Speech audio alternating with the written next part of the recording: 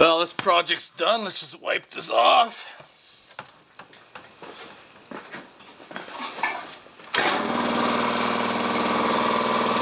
So I'm just in the garage right now getting everything set up for the rock crusher. I don't know, some reason when I film with this Olympus camera with that light, I always get like these brown lines that go across. I'm not sure what the issue is with that, but for the rock crusher, this is what we're going to do. It's going to be an octagon shape, and the reason why I decided to go with an octagon shape is because of cost. I mean, I bought all these plates right here for 55 bucks, where if I needed a 12-inch diameter scud 40 pipe by 15 inches, it would cost me over 400 bucks, because if you go online to order it, you can see it right there. It's 156 bucks American, plus 65 shipping to Canada, and they're shipping UPS, so it's going to be $75 at least minimum duty and taxes. $221 American, with the dollar being so low, that's going to be almost 300 Canadian. So, you know, huge difference in cost. That's why we're going to go this way. This way might actually work out better for me, because since it's not a cylinder where it's going to be spinning around, it's actually going to be more turbulent in there, but there's also going to be more stress. So I might have to add ribs in the middle just to keep it from coming up. But I'm hoping quartz, because we're going to be crushing quartz. So, and I'm using 1/8 plate. You know, 1/4 inch would have been nice, but because you're going to have to move it, weight is an issue, so we're going to have to try to do some engineering Johnny here to try to get something to keep it lightweight and yet keep the drum together from being deformed. So that's what we're going to work on today. But one of the things we're going to do, we're not going to weld it with MIG wire. I think I have some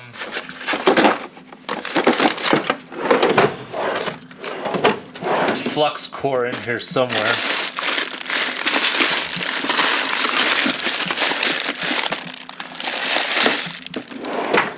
I know I do. I just gotta find it. I knew I had some. I just have to dig it out. We got some mild steel flux core right here that we're going to use to weld on this, because it's going to be a lot stronger than using MIG wire. Well, the first thing we need to do is make some space, so let's clean up all this crap. Well, I guess I gotta remove the receiver off the truck. Apparently, it's illegal to have it in if you're not towing, so I've been told, so I need to remove it. So the story is, if somebody rear ends you and you have your receiver in, you're liable for the damages done to their vehicle because you have the receiver in, regardless of the fact that they rear-ended you. I don't know if there's any truth to that. That's what I've been told. Does anybody have any experience on that?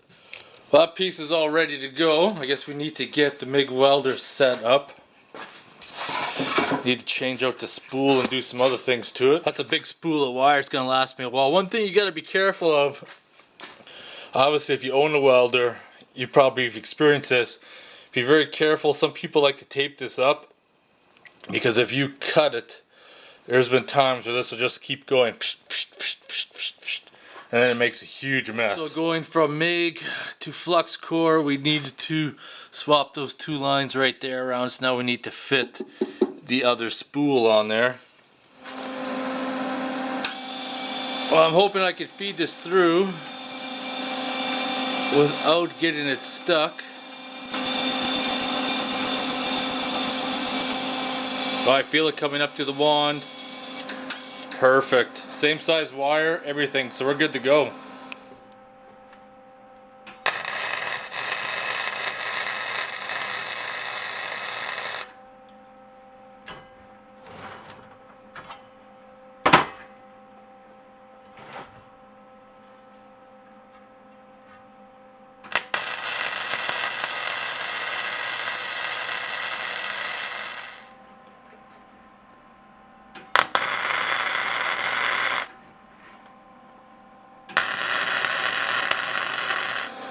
Well, we got the base of the drum welded up, but man, I need to open up my garage, clear some of the smoke out.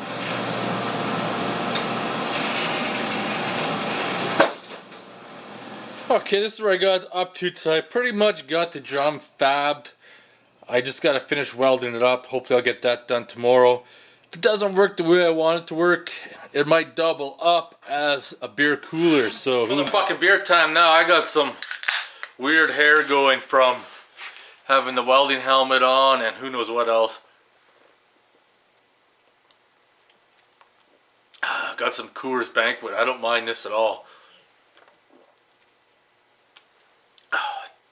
Fairly cheap, decently taste, gets right to the spot. So yeah, probably gonna work on this tomorrow, maybe the day after. Go snowshoeing on Thursday.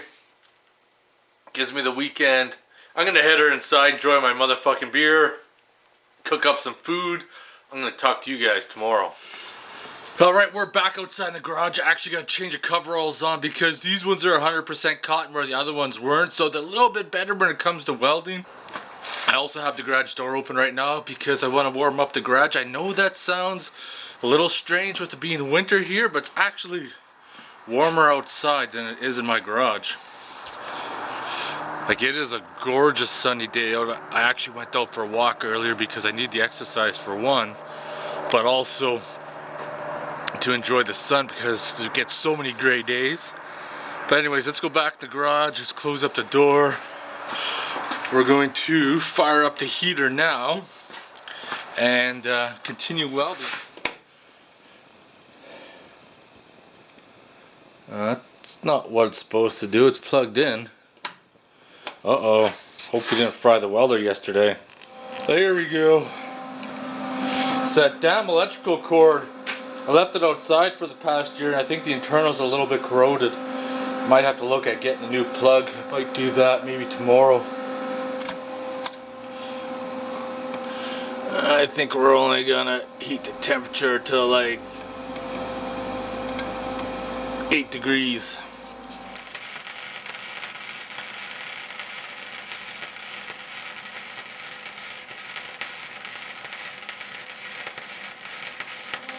So I've been out here for a couple hours and giving the welder a good workout. It's kind of, you know, I've had this welder for over 10 years. This is a Lincoln SP135T. You can't buy this model anymore, but I tell you, it's been a great welder. And I've always used MIG on it before, but this is the first time I used a flux core wire. So, which works a hell of a lot better for welding metal. Because MIG is good for some things, but not good for this. The flux core really gets some heat and it gets in there good. So what I've been doing is I've been welding the inside now just in 3 little patches just to kind of give it some extra strength, because even though I weld the outside completely with banging around inside, and since these joints are open, you make the welds a little bit more prone to cracking. Like I said, this is an experimental model. I'm gonna have to finish it, get it out, test it, do some tweaks, and who knows what'll happen. But this is my first model I'm making in the octagon shape. Oh, I've not had my generator running in a while, so I think I'll fire it up.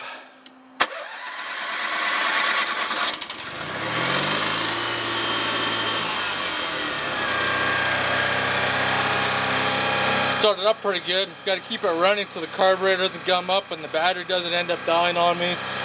So I'll let it idle for a few minutes before I turn on the generator part.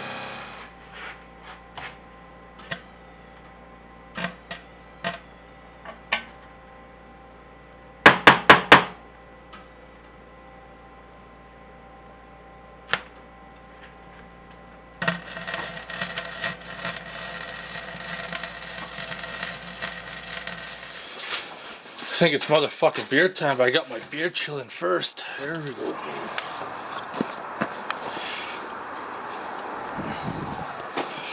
Fucking ice cold now.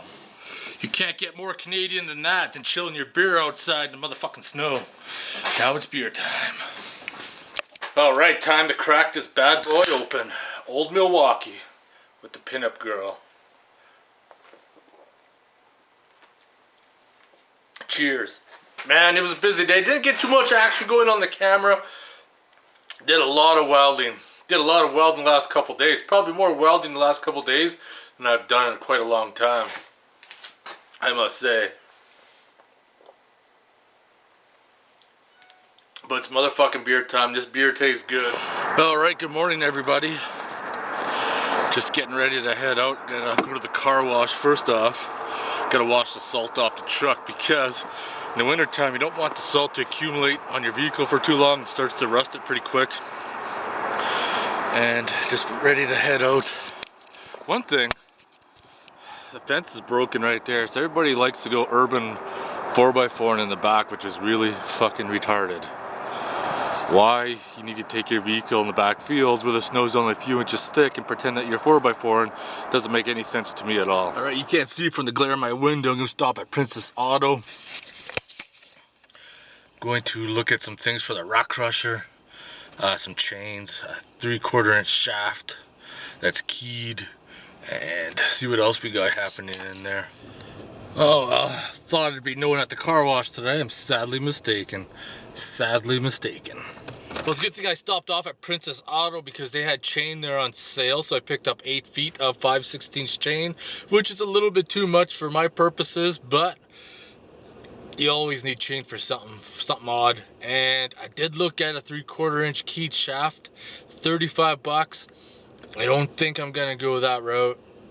I have a 3/4 inch shaft at home.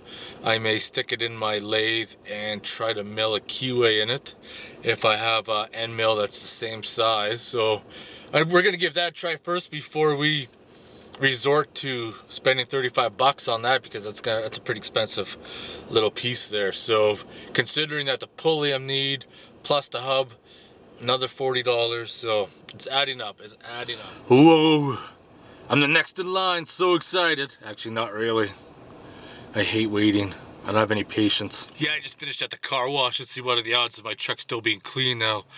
I've driven almost home, just at the grocery store. Gotta pick up some things, but I guarantee you she's gonna be dirty again. See what I mean? Well, it's not as dirty as it was. I was waiting for this to come in. They make these massagers a lot smaller than my old one. My old one was still good, but my house kind of swallowed it up, so even though my back's on the mend right now, this is definitely going to come in handy. Well, I'm not doing anything in the garage today. I was just kind of looking at some things. I got some things to take care of tonight, but this is a chain I picked up. Way too much, but for the price of it, it was on sale, less than half price, so I got a whole shitload of it. I think I might attach it with these. I did buy these, but they're too long. So I think I might have to go with those to make it work. Well, I'm going to call this video a day. I got some things to do, get ready for tomorrow. I'm planning on going out snowshoeing, hopefully.